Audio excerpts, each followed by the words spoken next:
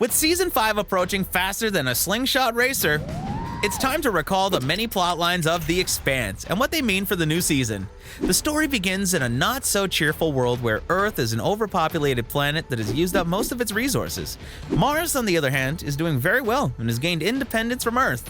Then there's the Asteroid Belt, whose people have long been oppressed by both Mars and Earth as they work under harsh conditions to extract resources for both planets. The daring crew of the Rocinante is all that stands between humanity and total chaos, though sometimes they create more chaos than they stop. We're looking at you, Amos. I am that guy. Strap on your magnetic space boots as we explore some of the mysteries that have already been solved and some that are still boggling our minds. Jim Holden didn't want to be a hero, but he just can't help answering a distress call from a Martian ship. As we know, this was actually a trap and intended to destroy the Canterbury, a ship belonging to an Earth company, and make Mars look like the guilty party. Holden and the few survivors are then arrested by another Martian ship, but luckily escape once again, stealing a speedy frigate and renaming it Rocinante.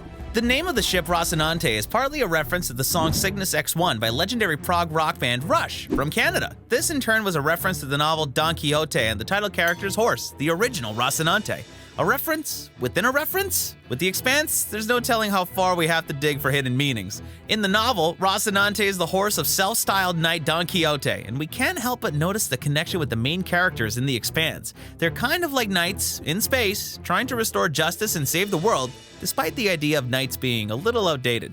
But aside from being in trouble with both Earth and Mars, Holden has one more enemy to conquer. What the hell is that? Or is it an enemy? It looks like a bad fungal infection. But the alien entity known as the protomolecule is capable of intelligence. An organism that can repurpose other life forms and use them to evolve. Anthony Dresden, the chief biologist of the Earth company Protogen, tried to experiment with the molecule.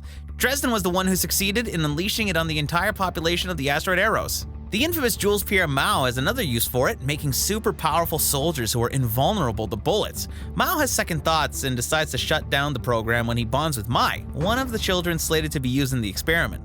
However, when he realizes the amazing possibilities of the hybrid children, such as direct communication with other parts of the protomolecule across enormous distances, he can't resist continuing with his evil scheme.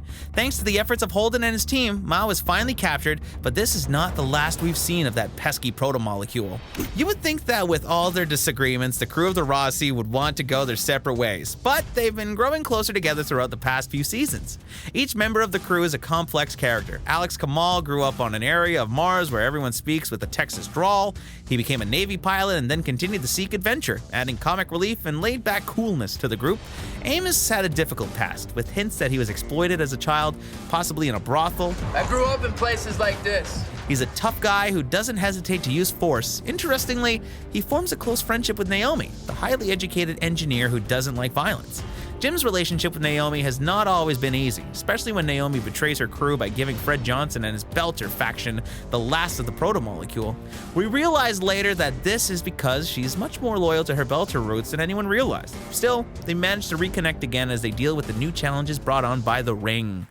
After crashing into Venus, the alien virus has actually mutated again by absorbing all the people it had infected, as well as the computers of Eros. It morphs into a jellyfish-like shape and then forms a 1,000-kilometer-wide wormhole known as the Ring. Thanks to his old friend Miller, who is really just part of the alien intelligence taking on human form, Holden realizes that the only way to survive going through the Ring is to travel very slowly.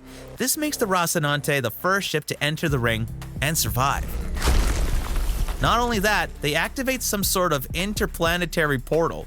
After a close call where all human life is nearly destroyed, Holden discovers that the Ring opens up hundreds of wormholes to other inhabitable planets. The sudden appearance of the Ring has political repercussions for Mars, leading to a downturn in their economy. Since so many Earth-like planets have been discovered, who needs to toil away on Mars trying to make it inhabitable? The people of Earth are also eager to get off their planet, which is rife with unemployment.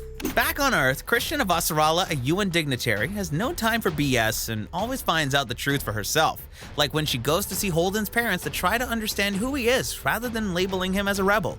When Holden sends out a public message that the Martians destroyed his ship, this politician does not give in to mass hysteria.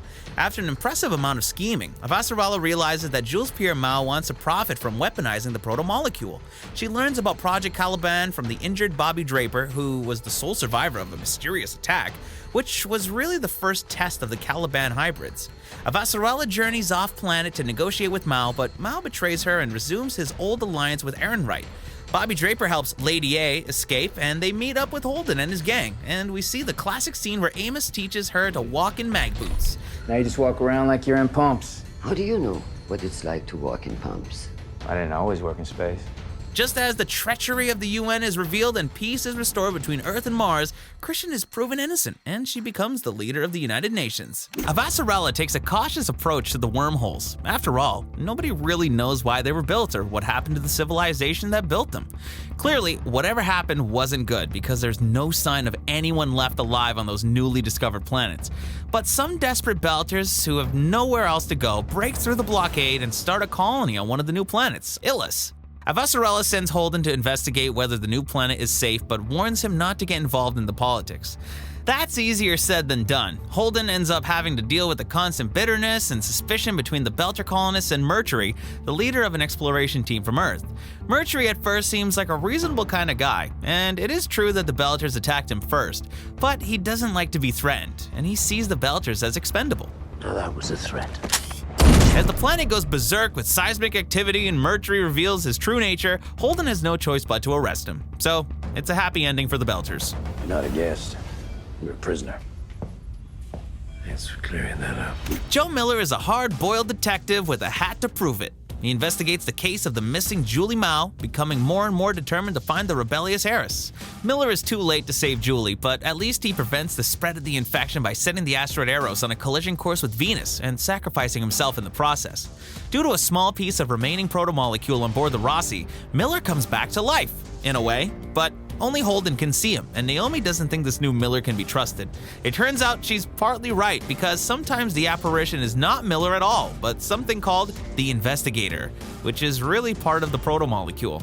Just as Holden thinks Miller left him to die, the detective returns, though he's struggling against the protomolecule's hive mind. With some help from Holden and Elvie, Miller destroys the remaining protomolecule and finds the peace that he craved. Some mysteries still remain. What is the presence that Elvie and Holden felt? And what happened to former inhabitants of the planet?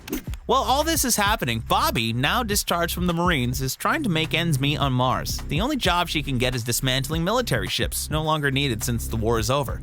We hate to see the scrappy former Marine at such a low point in her life.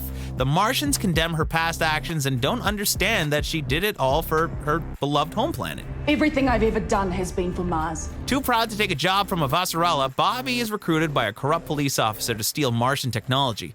Although she tries to believe that her actions are not harming anyone, Bobbie suspects a military power behind it, and she's proven right when her associates walk into a trap. Eastside, it's an ambush! With her dream of a strong Mars shattered and most of her criminal associates dead, Bobbie finds a new purpose in attempting to root out the conspiracy that links the equipment theft to high officials on Mars. By the time Bobbie decides to take the UN leader up on that job, it's too late since Avasarala has lost the election. Your timing sucks. With Avasarala no longer leading the UN, it's hard to say how Earth will deal with the rising threat of Marco Inaros and his faction, which he calls the Free Navy. The Outer Planets Alliance, or OPA, have never been a completely united organization, and we have seen some OPA leaders that come across as anarchists, but Marco Inaros really takes the cake. He doesn't believe that the Inners will ever treat the Belters fairly, and he doesn't care about maintaining the peace. My people will not let this go unanswered. So far, Inaros has managed to talk Drummer and the other OPA leaders into releasing him. Then, he wreaked havoc on Avasarala's political career as she risked and lost the lives of several Marines in an attempt to capture him. We also know he's the father of Naomi's child, which will definitely make things complicated in the next season. Naomi finds out that there's a bounty out on Marco, so she tries to track down her son, fearing that Marco's activity will put him in danger. We have to wonder if one day she may be forced to choose between being with Jim and saving Philip. Drummer and Ashford have been tracking Marco Inaros, though OPA politics made it difficult for them to put an end to his capers. Since Drummer is disgusted with how Fred Johnson handled the situation, she resigns from her position and Ashford goes off without her, trying to find Marco. The former space pirate is quickly able to locate Marco's ship, but Marco captures him with the help of Philip. That's right, Marco's son is very much involved in his activities, so it seems Naomi's fears were justified. Ashford doesn't fully understand Marco's plans, but he finds out that the asteroids Marco stole and disguised with stealth technology are not headed for the asteroid belt as he originally thought. Ashford manages to send out a warning before Marco dispatches him, although it doesn't say what the asteroid's target is, only that Marco wants to dream bigger. Even our dreams are small. Marco later reveals to his son that the asteroids are aimed at Earth.